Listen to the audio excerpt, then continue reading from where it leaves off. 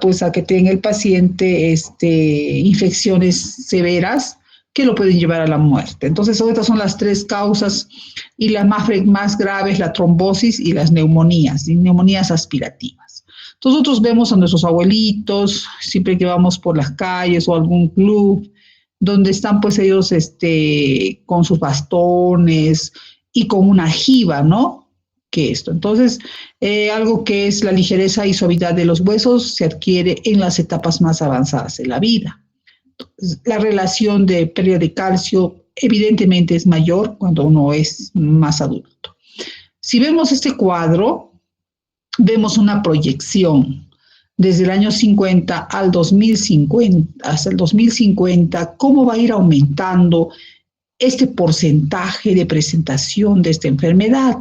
Y miren que se prevé que el 21% de la población del mundo va a tener esta patología en el año 2050.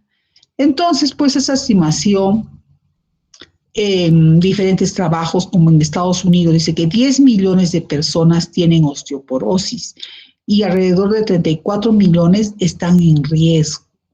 Es tan alta la prevalencia, la incidencia de esta patología. Y esta, pues, nos causa muchas fracturas y de cada 2 mujeres y una de cada 5 hombres, a los 50 años tendrán una fractura. Entonces, esto va a alterar la calidad de vida, ¿no? Una paciente osteoporótica. Y estas mujeres, además, dice que tienen riesgo de fractura a 10 años, que va a ir aumentando de 9.8% a los 50 años y al 21.7% a los 80 años. Entonces vemos aquí que de acuerdo a la edad, pues conforme avanza la edad, más riesgo de presentar las fracturas.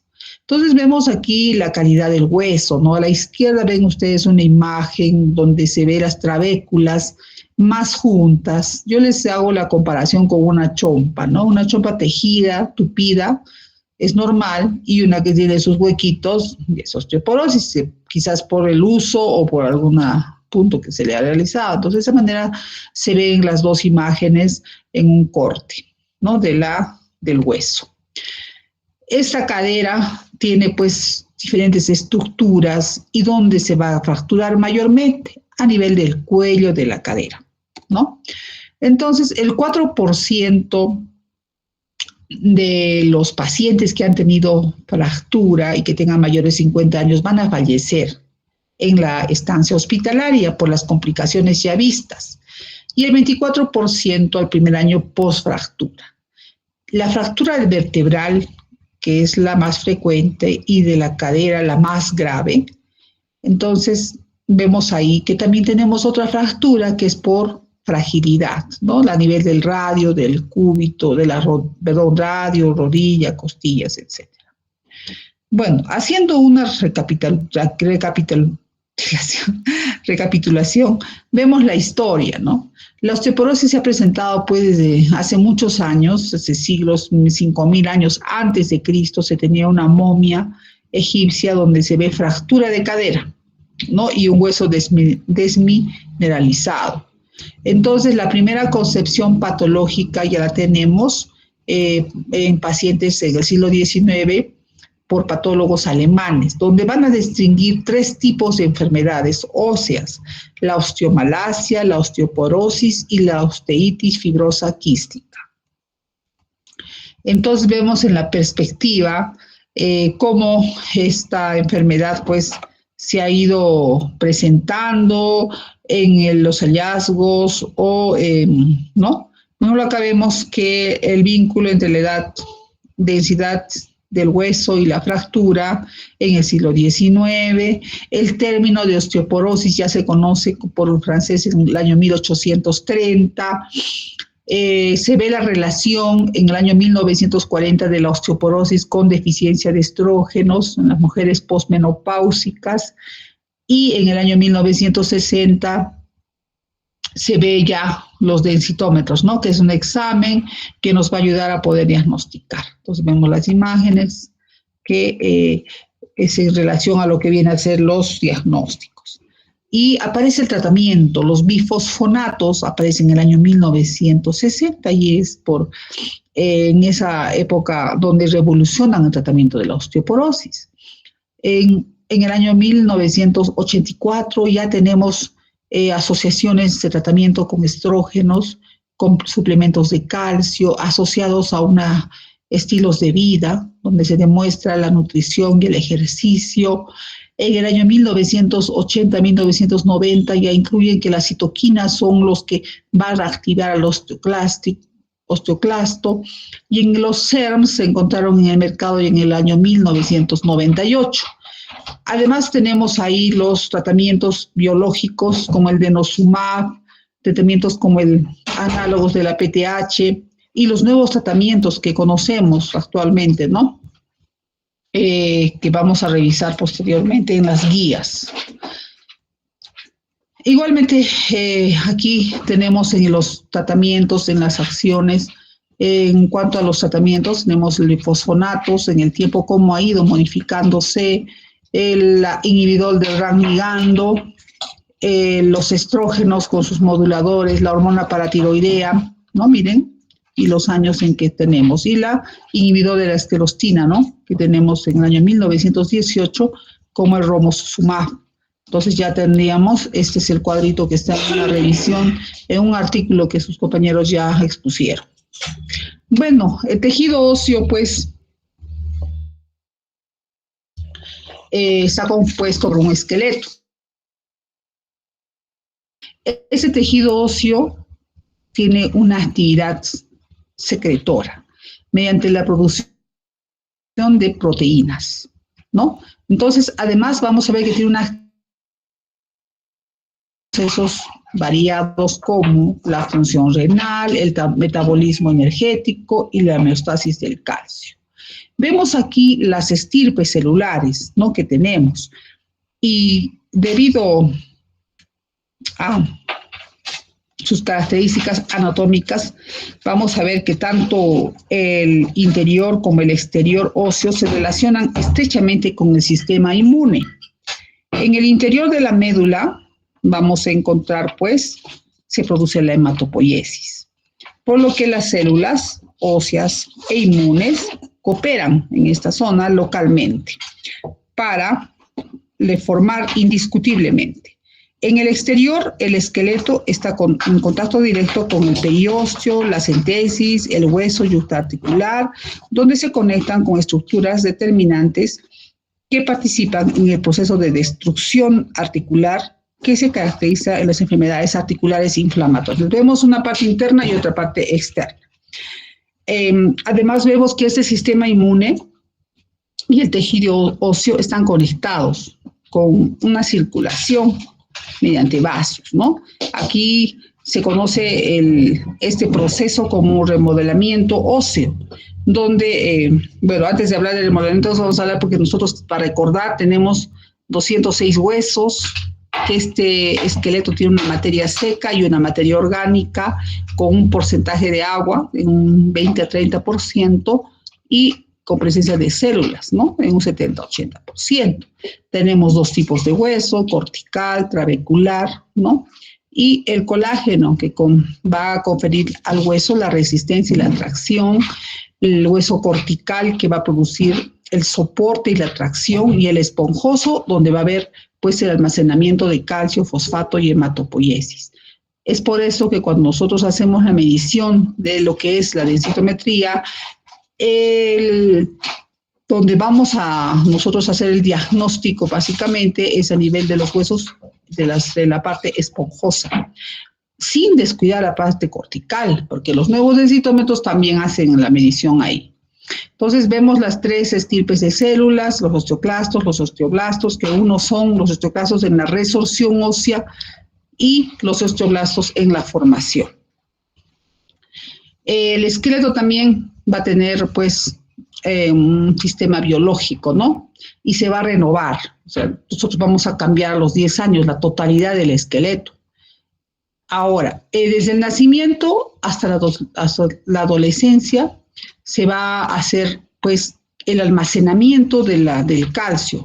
Entonces ahí es que toda la masa ósea va a llegar a un pico máximo. O sea, desde que nace uno va acumulando su pico máximo de masa ósea, que al final, cuando llega a una determinada edad, que en este caso son 40 años, y algunas pacientes pues en esa edad ya inician con su menopausia o una menopausia precoz, y lo normal es desde los 48 para adelante. Entonces ahí la deficiencia de estrógenos hace que ese pico vaya descendiendo. Entonces lo ideal es tener un pico adecuado y esto se adquiere desde la niñez. Alguna vez en los conceptos que daban era que la osteoporosis no era una enfermedad de la vejez, era una enfermedad de la niñez, porque en la niñez no tenía un buen aporte de calcio, entonces este niño no tenía en su edad, en su proceso de crecimiento, y al llegar a los 40, 50 años, una buena almacenamiento de pico de masa ósea. Entonces vemos estas explicaciones. Entonces también vemos que este equilibrio y la masa ósea permanecen estables, ¿no? Antes de la menopausia. Y después ya se invierte cuando la persona va pues a la edad avanzada, acelerándose el remodelado, y cuando es excesivo, este remodelamiento va a llegar a la osteoporosis. Tenemos lo que es la remodelación ósea, unidades básicas.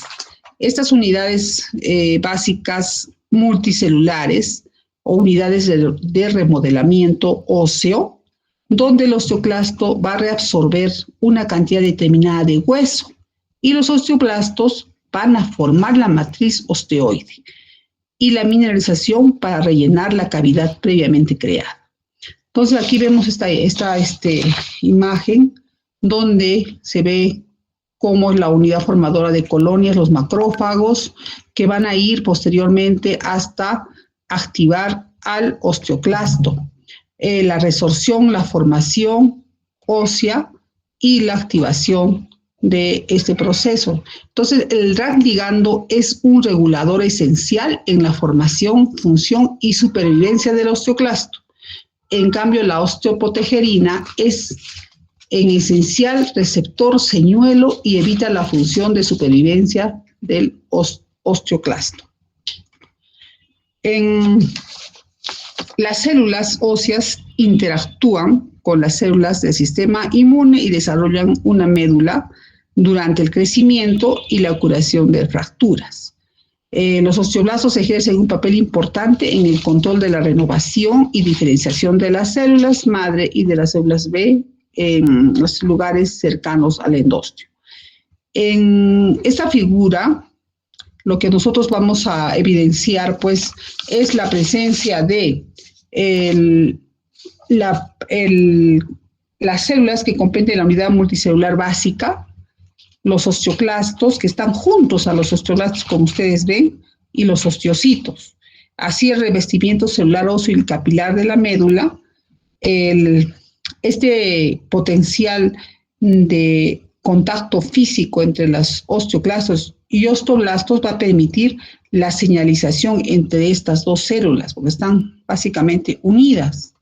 Y en el caso del remodelamiento, lo que es un proceso que va a comenzar cuando van a acudir a un determinado foco los precursores de los osteoblastos. Esto se llama la fase de activación.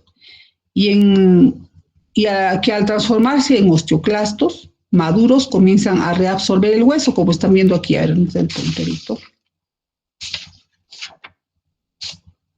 Entonces van a ir a resorber el hueso y esa se llama la fase de resorción. Acá estamos, ¿no? Activan el osteoclasto y la fase de resorción. Habrá una cavidad tuneliforme en el hueso cortical, con cono de apertura se llama esa cavidad. O lacunar en la trabécula, lacuna de Hotchkiss, algo así, ¿no? Hotchkiss. Tras un periodo de aparente inactividad, la fase de inversión ya aparece, ¿no? y ahí será rellenado nuevo tejido formado por los osteoblastos. Entonces, aquí ya los osteoblastos están llenando la nueva formación del hueso. Los osteoclastos van a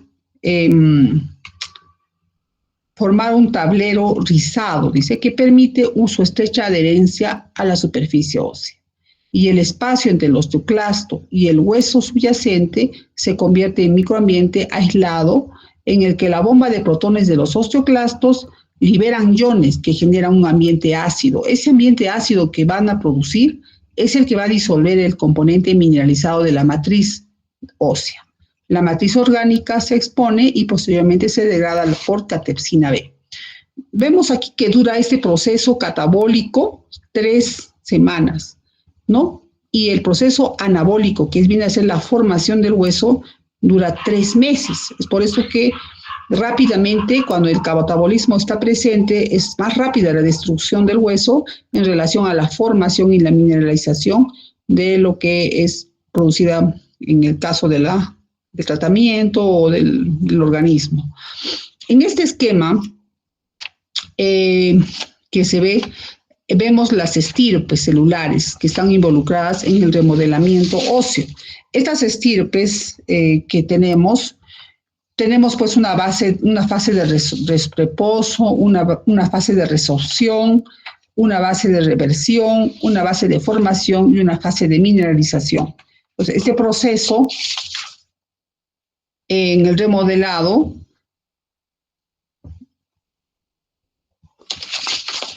vamos a evidenciar en esta zona, ¿no? Que un osteoclasto, el hueso nuevo y el hueso envejecido en el proceso de las fases. En esa figura lo que nosotros vamos a evidenciar es cómo este osteocito, el osteoclasto, reabsorbe al hueso, ¿no? Donde los osteoblastos sintetizan el hueso nuevo, la liberación de las citoquinas en el sitio de la remodelación, reclutan osteoclastos en la superficie ósea y la fase de reversión de la remodelación ósea comienzan con células mononucleares que van a preparar la superficie, ¿no? Estas células mononucleares que están viendo aquí, ¿no? Estas van a preparar la superficie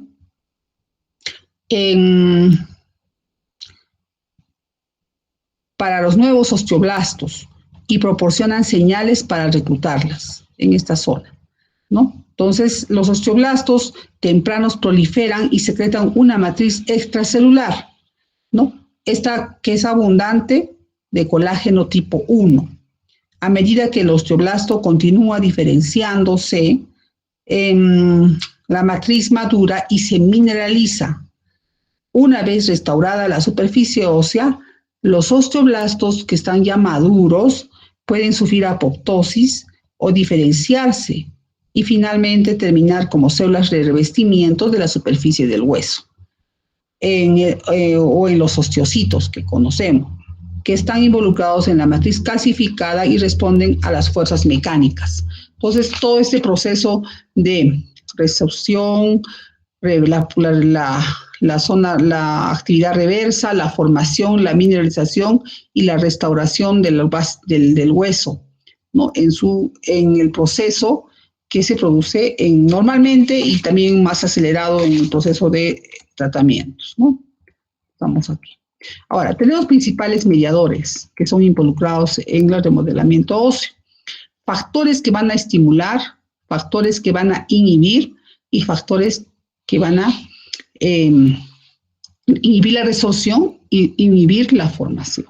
Entonces, en los que van a estimular la resorción ósea, es por eso que en una enfermedad inflamatoria crónica, en artritis reumatoide, donde tenemos elevación de las interleuquina 6 como principal componente, entonces va a haber una activación del osteoclasto y una inhibición del osteoblasto. Vamos a explicar aquí específicamente cada uno, ¿no? El factor de necrosis tumoral, que ya decíamos, inhibe al osteoblasto, la interleuquina 6 activa el osteoclasto y inhibe el osteoblasto. Entonces, estos dos son, digamos, lo más potente que tenemos en la iniciación del proceso de la osteoporosis. La interleuquina 1 va estimular la osteoclastogénesis.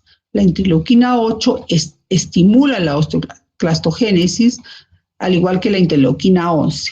Y el RANK ligando lo que va a hacer es activar al osteoclasto.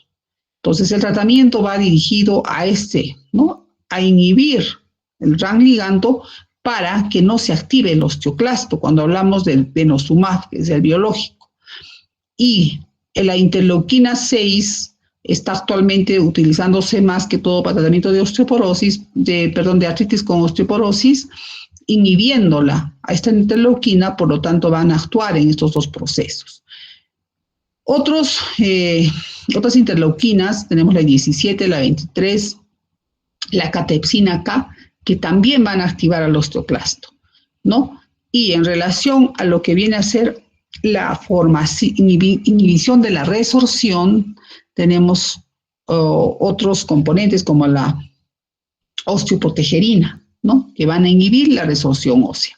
La interleuquina 2, 4, y los que van a inhibir la formación ósea, la esclerostina, que inhibe inhibición del osteoblasto. Entonces, acá tenemos la factor de necrosis tumoral, interleuquina 6. Entonces, pues, en estos procesos de la osteoporosis, tenemos células y citoquinas que son responsables de la renovación fisiológica de la enfermedad. Ya habiendo visto esta parte, no estoy redundando mucho porque ya sus compañeros han expuesto esta parte.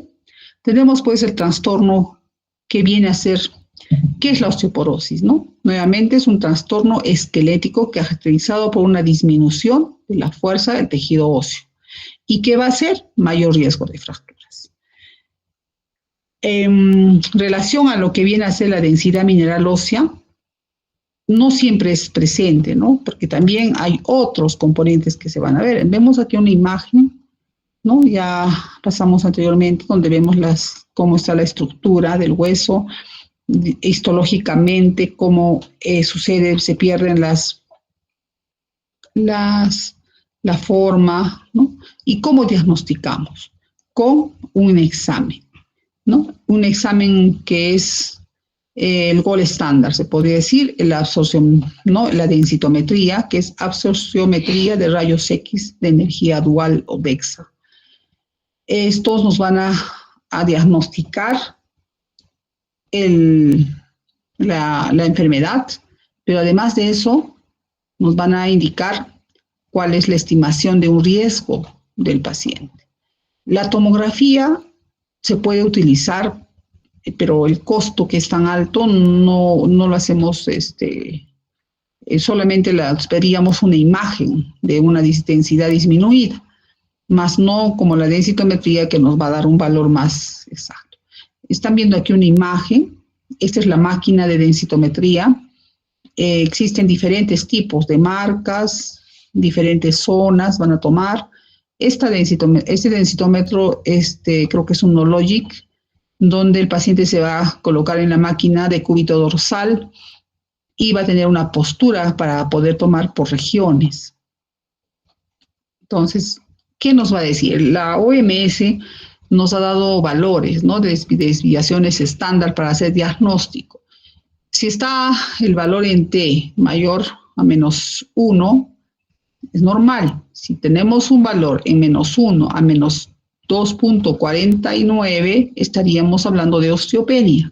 Y si estamos con un valor de T menor de 2,5, hablamos de osteoporosis. Si a esto le agregamos una fractura, no es una fractura, pues, que se ha caído una persona de un segundo piso, ¿no? Es una fractura por fragilidad, donde está caminando, se tropieza y no ha sido una caída extrema y se produce una fractura. Entonces ya hablamos de fractura por fragilidad y el término se conocería como osteoporosis grave o establecida. Vemos las imágenes, ¿no? de la ubicación que hemos hablado, ¿no? Normal, osteopenia, osteoporosis. Para tener la enfermedad tenemos, como en toda patología, factores de riesgo. El principal factor es la genética. ¿no? En la base genética hemos visto, pues, que hay genes que van a predisponer, ¿no?, a esta enfermedad. Algunos que están en relación a lo que es los receptores, van ligando, ¿no? Hay variantes en individuos que se han identificado con genes, pero hasta la fecha no hay estudios de asociación de genoma completo en fractura o pérdida de densidad mineral ósea. Son trabajos que se han identificado en el genoma, pero no hay una asociación específica, ¿no? La variación étnica, ahí hablamos de las razas, ¿no? Si hablamos de las personas afroamericanas, ellos tienen un hueso más duro.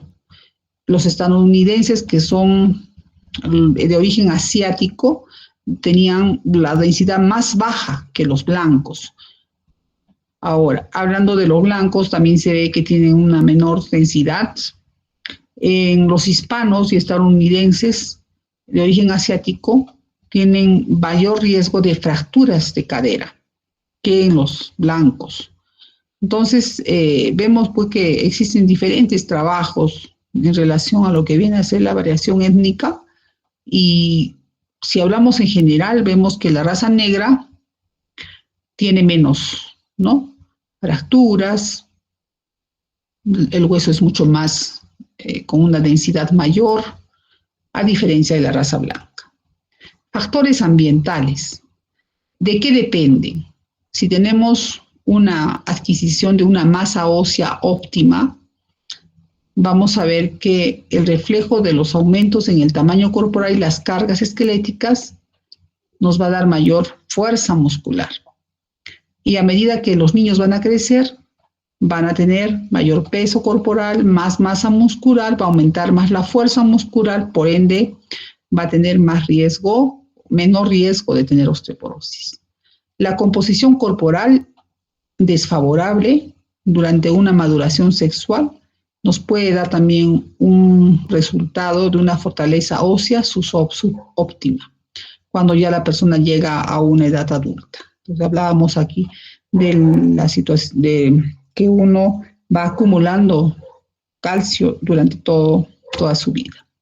La actividad física en la infancia es importante porque nos va a aumentar la masa ósea y la densidad, ¿no? Entonces, esta conservación de la actividad física debe ser continua. A diferencia de una persona que tiene enfermedades crónicas durante la infancia. Entonces, ahí vamos a ver que existe pues una amenaza para la salud ósea. Por lo tanto, esta persona cuando llegue a la edad adulta va a tener una masa ósea subóptima y más riesgo de fractura. Los factores de riesgo para el deterioro de la densidad en niños son básicos y van a, como ya hablamos, una inflamación crónica, la disminución de la actividad física, un déficit muscular, trastorno nutricional, pobre crecimiento y una maduración retrasada. Entonces, todos estos factores van a hacer que esta persona no tenga un buen pico de masa ósea cuando llegue a la edad adulta. En cuanto al género, la vejez y la deficiencia de estrógenos son los dos factores no críticos en el desarrollo de la osteoporosis. Las mujeres, como en hombres, si hay un desequilibrio en la formación y resorción, va a llevar a una progresiva negatividad en el avance de la edad. Por lo tanto, va a haber mayoría de pérdida ósea después de los 65 años, donde más es el pico, ¿no?, donde va a aumentar. Vemos aquí esta comparación, este cuadro donde vemos la edad y cómo va a ir, ¿no?, decayendo la cantidad de calcio en relación a los hombres. Las mujeres rápidamente vemos, ¿no?, en este caso es de cadera, ¿no?, la densidad, a diferencia del varón que es más lento. Y vemos por razas, ¿no?, la raza hispana, la raza blanca, que es esta, miren, más abajo, ¿no? Tanto en varones como en mujeres se ve en ese trabajo que la raza blanca pues definitivamente pierde más rápidamente calcio. Los hombres tienen menos probabilidad de desarrollar osteoporosis que las mujeres, obviamente, por dos razones. Primera, los hombres no experimentan una pérdida abrupta de estrógenos. Y segundo, ganan más densidad durante la pubertad, por la calidad de hueso que tiene, por la actividad que realizan, por la fuerza que muchas veces ellos realizan más que una mujer, van a tener mejor músculo, mejor dureza de hueso. Y la osteoporosis se relaciona también con la posmenopausia. ¿Por qué? Y la edad, porque hay ahí menos ingesta de calcio, menor absorción de calcio, el calcio obviamente va a estar disminuido en el plasma, el aumento de la paratormona, aumento del recambio óseo, y la resorción lo que va a llevar a una pérdida que se asocia definitivamente a la deficiencia de estrógenos. Entonces es importante la ingesta de vitamina D para evitar también esto. Entonces los esteroides sexuales, tanto los estrógenos como los andrógenos, van a causar pérdida de calcio, ¿no? De hueso, y un aumento de la tasa de remodelación, un aumento de los osteoblastos, aumento de la resorción y formación desequilibrada. Entonces, la inversa, los estrógenos o los andrógenos disminuyen la resorción ósea, restringen la velocidad de remodelación ósea y ayudan a mantener un equilibrio focal. Estos efectos del resultado de estas hormonas, la tasa de nacimientos de osteoclastos y progenitores de osteoblastos en la médula ósea, así como efectos proapoptóticos en osteoclastos y efectos antiapoptóticos en osteoblastos y osteocitos maduros. Lo hemos hablado anteriormente ya en los gráficos. Existen factores de riesgo claves para que uno tenga pues fracturas, ¿no? Estos son importantes, ¿no? La densidad baja, ¿cómo se mide? Con la densitometría. La historia de fractura por fragilidad, la edad y la historia familiar de osteoporosis. Entonces, si hablamos de historia familiar, asumimos que hay un gen que da la predisposición para que tenga osteoporosis tempranamente.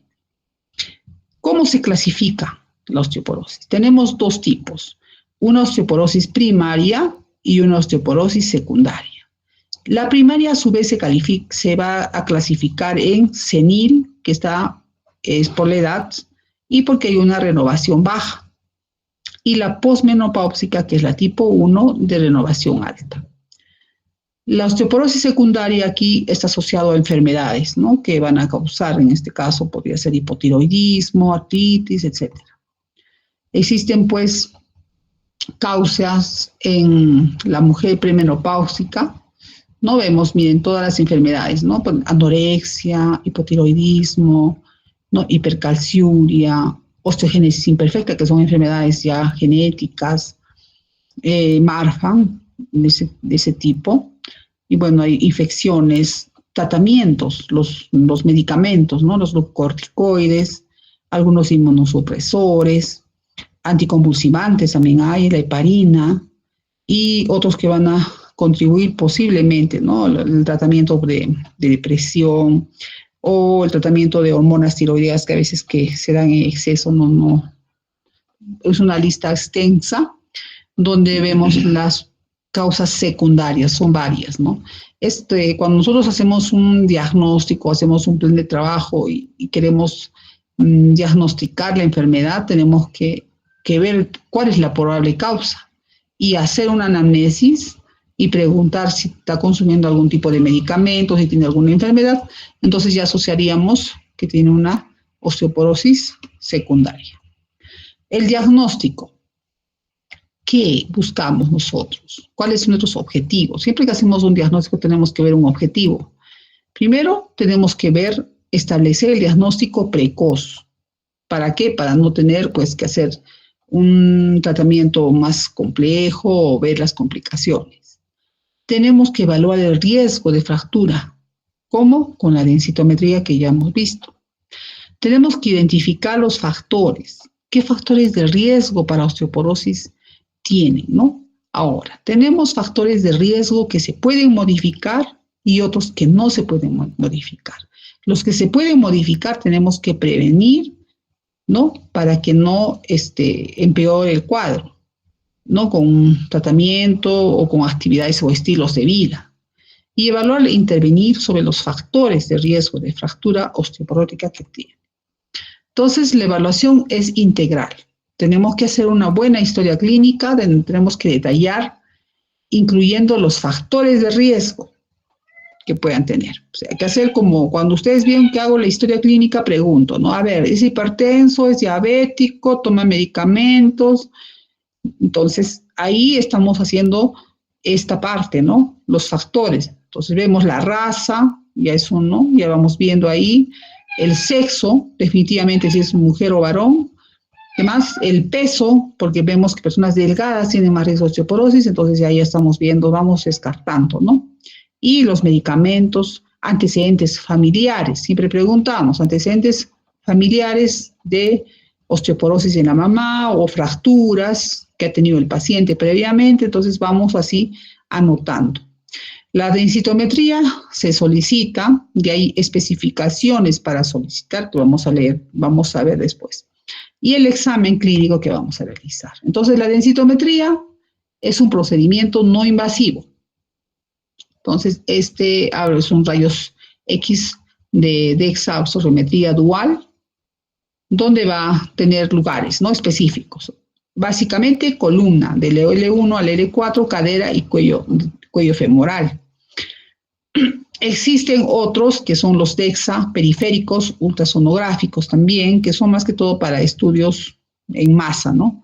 Más no nos sirven para ver si el tratamiento está adecuado o diagnóstico, simplemente despistaje. Entonces, aquí ven ustedes un informe. Este es el informe de la densitometría. Este es un informe de densitometría de cadera, donde se ven en esta zona, los cuadraditos que ven ustedes aquí, donde se va a medir la densidad del cuello, porque se va a tener que ver el cuello de la cadera como score o lugar específico para ver dónde es más riesgo de fracturas. Vemos acá tres colores, el verde que es normal, el amarillo que es la zona de la osteopenia, de acuerdo a las desviaciones estándar que vimos de 1 y menos 2.49 y de 2.5 para abajo, en rojo, que viene a ser ya la osteoporosis. Nos va a dar valores en scores, score T y score Z. Score T nos ve desde el grupo comparativo de edad, ¿no? De una persona que alcanzó el pico máximo de masa ósea, ¿no? Y nos va a ver básicamente para el diagnóstico de personas mayores. Y el score Z nos ve comparando grupos etarios y edades. O sea, una persona que de 20 años con otra de 20 años que está normal y una que no, entonces vemos que se utiliza para personas menores el score Z. ¿Sí? Entonces vemos aquí cadera como informe. Esa es una densitometría de columna, no está muy clara la imagen. Vemos acá del L1 al L4, ¿no? El score T. Y bueno, esa es una radiografía donde comparamos, ¿no?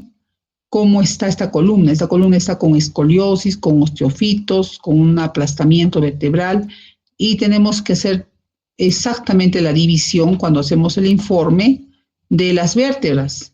O sea, la división tiene que ser exacta, porque si nosotros hacemos digamos, tomamos a media vértebra, no vamos a tener valores.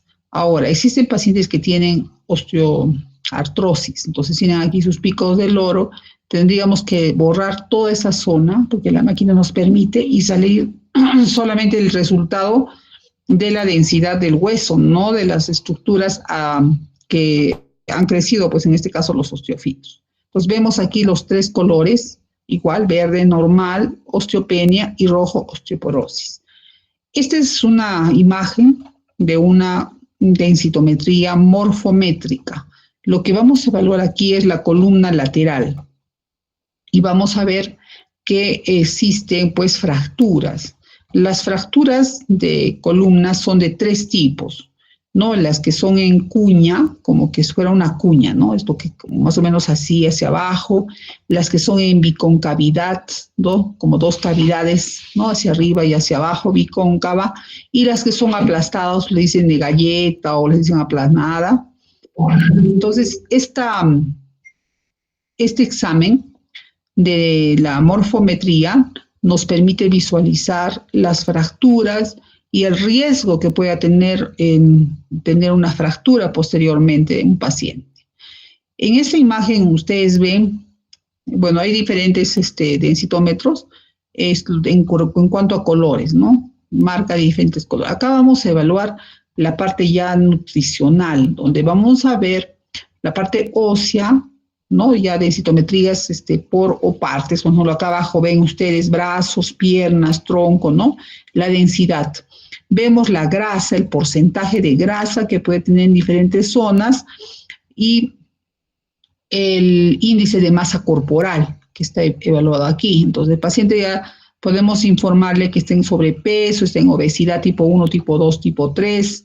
Este es un informe de un densitómetro que nos da esa información. Entonces, la densitometría, ¿para quiénes está indicado?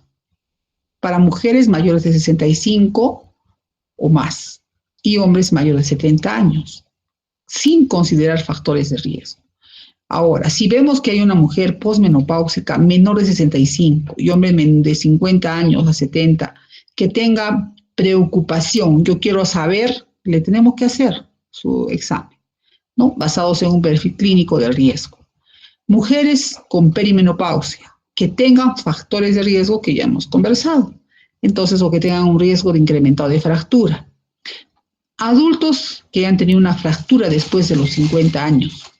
Y obviamente aquí también los pacientes que tienen enfermedades. Como vemos, hablamos de la artritis, entonces, que es una causa, entonces tenemos que hacerle pues el estudio a un paciente que tiene artritis reumatoide o que está tomando medicamentos. En esta parte ustedes ven lo que dice corticoides, ¿no? De valor de mayor a 5 miligramos por día por más de 3 meses.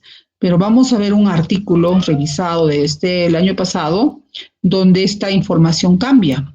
Ya no es tanto más de 5 miligramos. Entonces, ya después vamos a conversar del asunto. Y bueno, vemos la pérdida de masa ósea. La Fundación Nacional de Osteoporosis debe tener en cuenta lo siguiente, dice. La densidad de mujeres posmenopáusicas y en hombres mayores de 50 años a más se usa el T-score, ¿ya? Que hemos hablado para la clasificación de la OMS. En mujeres antes de la menopausia y en hombres menores de 50 años se usa el score Z, no el T, ¿no? Y esto es mucho más en los niños. Existen software que van a ser específicos, la densitometría para niños. La osteoporosis no puede ser diagnosticada en hombres menores de 50 años solamente por tener una densidad baja. Tenemos que ver otros factores para poder decir sí, efectivamente. Y los criterios diagnósticos de la OMS pueden ser aplicados en mujeres en transición menopáusica.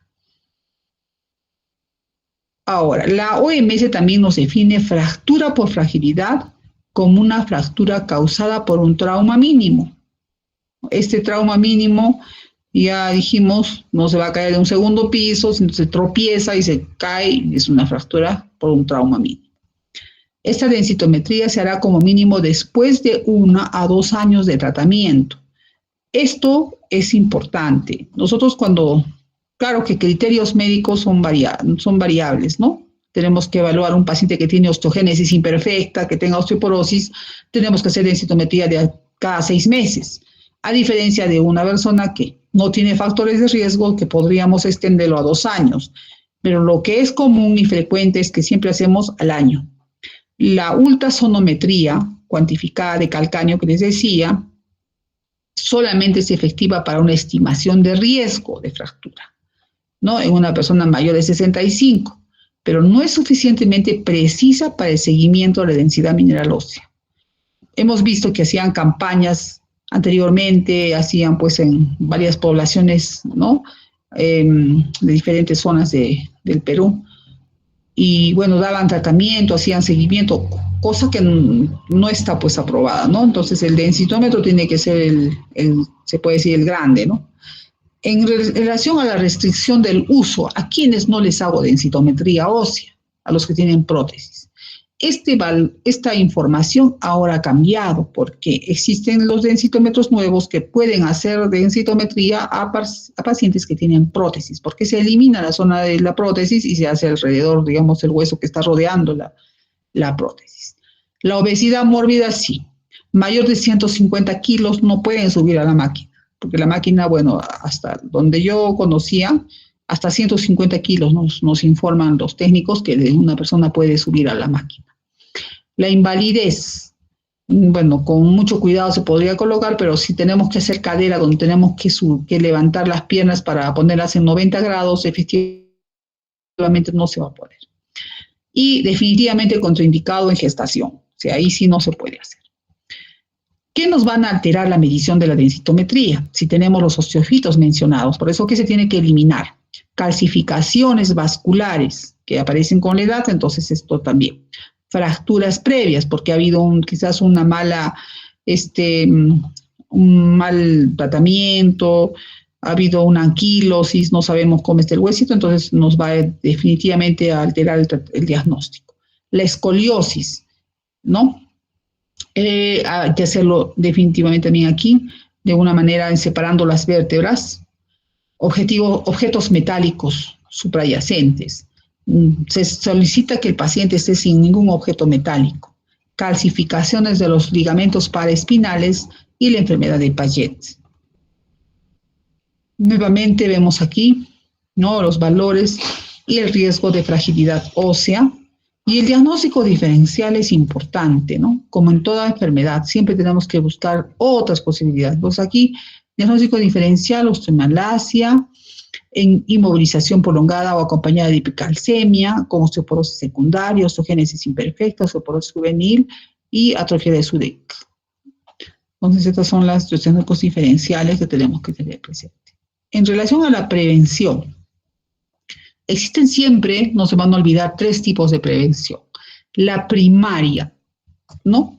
Esta es básicamente antes de que se presente la osteoporosis. Y aquí donde tenemos que redundar es en tener un buen estilo de vida saludable, ¿no? Para disminuir las fracturas. Entonces, si empezamos en la niñez con actividad física, buena alimentación para tener un buen pico de masa ósea. La prevención secundaria. En este caso ya tenemos que ver el riesgo de que el paciente ya tiene osteoporosis y evitar que se fracture. Entonces, ya tiene la enfermedad y evitar las complicaciones. ¿Cuál es la complicación mayor de una osteoporosis? La fractura. Entonces, tenemos que evitar. Y la prevención terciaria es cuando ya el paciente pues tiene complicaciones, ya tiene, ¿no? Entonces ya tiene su fractura, ya está comprometida. Entonces, tenemos que disminuir el dolor y las secuelas de las fracturas. Complicaciones que hemos visto como son la trombosis y todo eso. El tratamiento, bueno, el tratamiento ya también se ha expuesto, vamos a dar lo más necesario.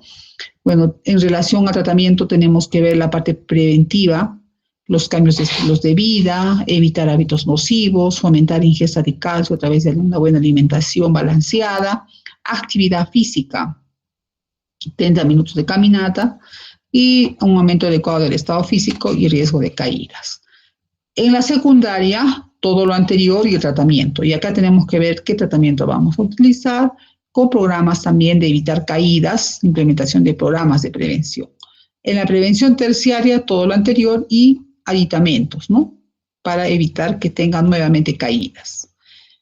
¿Quiénes deben ser considerados para tratamiento farmacológico? Los que tengan la densidad menor de 2.5, cuando haya tenido fractura o cuando tengamos pues la herramienta del FRAC. El FRAC, que es una evaluación de riesgo de fractura de una paciente a 10 años, ¿no? Entonces vemos si es que existen fracturas, ¿no? El score, ¿dónde está? ¿No? Entonces en la recomendación de la Fundación Nacional de Osteoporosis, ¿no? Cuando el valor de la densidad está menor de 2.5 y cuando existe riesgo de fractura a 10 años, ¿no? Superior al 20% de cadera y superior al 3% en determinados por el FRAC. Este es como, ¿no? Vamos a nosotros a tomar, ¿no? ¿Qué vamos a hacer en un paciente en este? Miren, acá tenemos los factores de riesgo, la densidad, cómo está, vemos el valor está normal, los valores en menos 5, vemos la fractura por fragilidad previa, se inicia tratamiento. Se evalúa el FRAC cuando tiene osteopenia y la probabilidad de fractura mayor de 20% de fractura osteoporótica mayor y mayor 3% de fractura de cadera. Se inicia la terapia. Y si tiene ya el valor menor de 2,5, inmediatamente se va a iniciar la terapia. Entonces, la herramienta del FRAC, que lo ha diseñado la OMS, nos va a definir la probabilidad de que un paciente tenga fractura después de 10 años. Es importante hacer una buena anamnesis, ¿no? Y se encuentra en una página de la web, podemos entrar nosotros a revisar. Acá tienen ustedes, ¿no?, la página web, y donde vamos a tener, pues, este cuadrito. Este cuadro calcula de acuerdo a la raza. Vemos aquí la latinoamericana, europea, asiática, Oceanía, ¿no? Y podemos nosotros tomar la más cercana a nosotros, Norteamérica o México, que está ahí. Entonces vemos, llenamos el cuestionario, donde te pide la edad, el sexo, cuándo has nacido, ¿no? Si eres el peso, la talla, si has tenido alguna fractura previa, fractura de cadera, si fumas, si consumes corticoides, si tienes artritis reumatoide. Entonces, vemos, ¿no?, si ha tenido algún proceso de osteoporosis y consume bebidas alcohólicas y los valores. Podemos llenar el valor de la cadera o como que no, y nos va a salir el riesgo mayor de fractura o fractura de cadera, con lo cual si una persona tiene osteopenia e ingresa a estos datos, definitivamente tenemos que ir a tratamiento, ¿no? Entonces esto es, miren aquí el score menos 2,2. Probablemente ese paciente no tenía que recibir tratamiento, pero con todo el proceso tiene que recibir, ¿no? Acá el resultado sale más positivo. El tratamiento tenemos que ver la ingesta de calcio y vitamina D. Entonces, una adecuada ingesta de calcio y vitamina D en la dieta, ¿no?, nos va a prevenir, ¿no?, la osteoporosis. Existen diferentes tipos de calcio que se pueden utilizar. Las dosis también son variables de acuerdo a la edad. No es lo mismo. Entonces, existen varios trabajos aquí en metaanálisis donde nos dice la vitamina D, ¿no?, y el riesgo de fractura, ¿no? ¿Cuál es la dosis? Ya, entonces, ese trabajo ha sido realizado en 30,000 personas, mujeres posmenopáusicas, ¿no?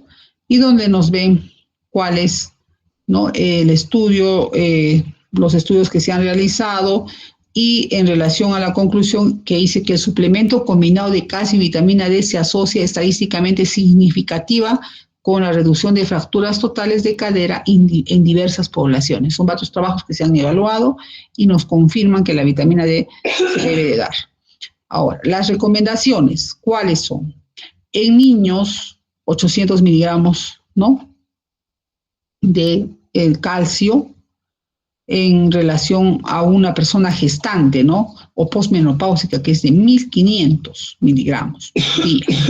En relación a la vitamina D, tenemos valores desde 400 unidades de vitamina D en mujeres premenopáusicas, y en varones mayores de 50 pasamos a 800 unidades de vitamina D.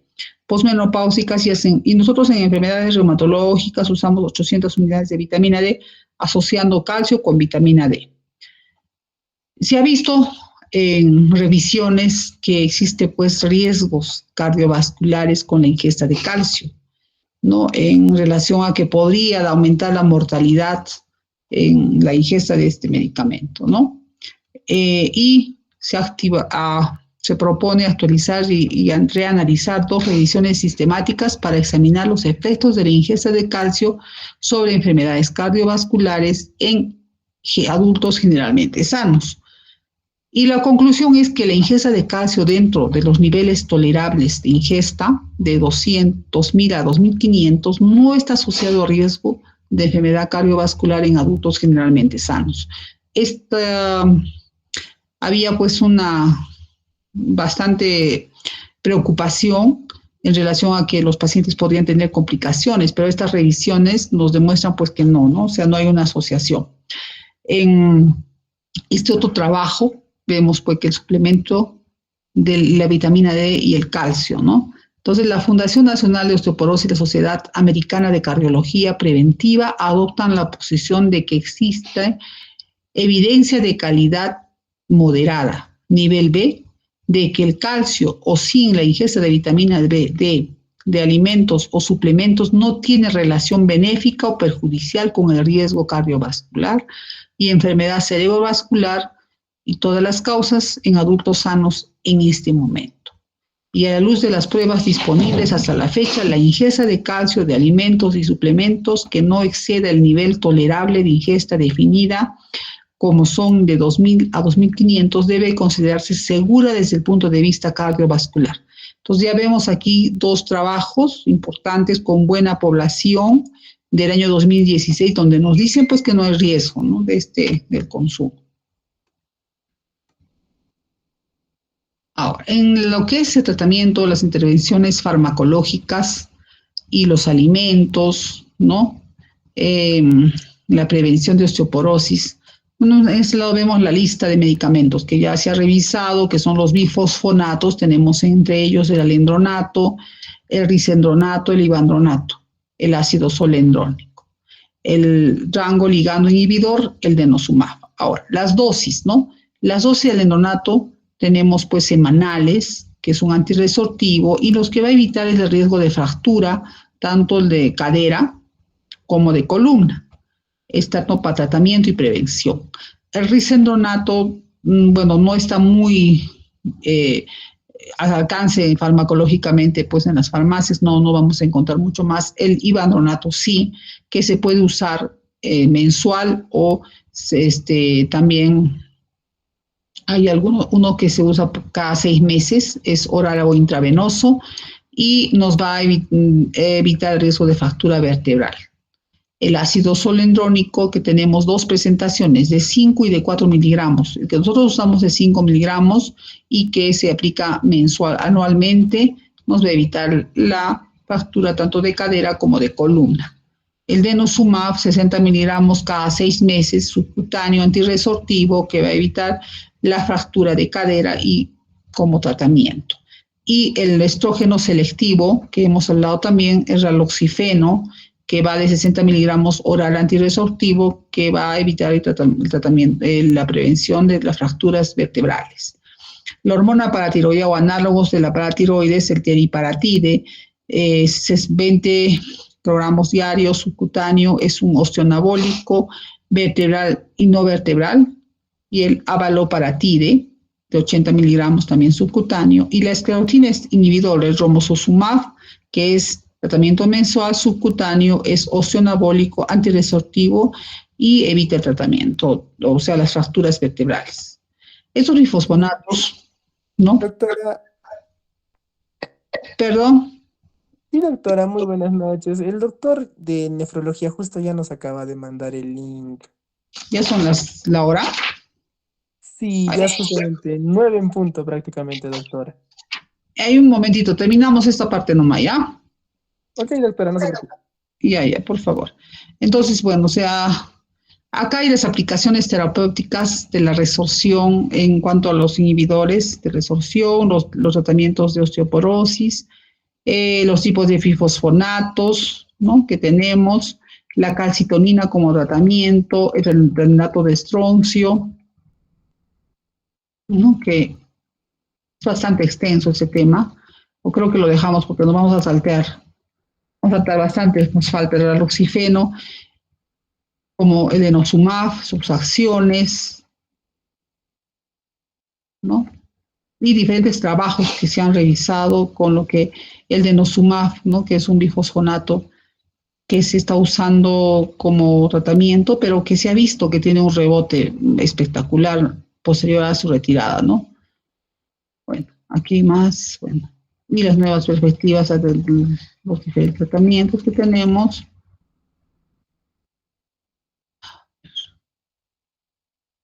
Es una imagen de las fracturas y las recomendaciones universales que sus compañeros también hablaron en el artículo que les pasé.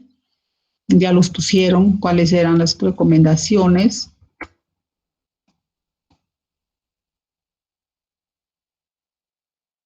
estos son los trabajos que se ha realizado, ¿no? Del año 2022, el denosumab en discontinuidad en 797 casos con mayor riesgo de fracturas, en la fisiopatología de osteoporosis, el tratamiento de corticoides, donde dice que la dosis es 7,5 miligramos y no 5 miligramos como les había informado.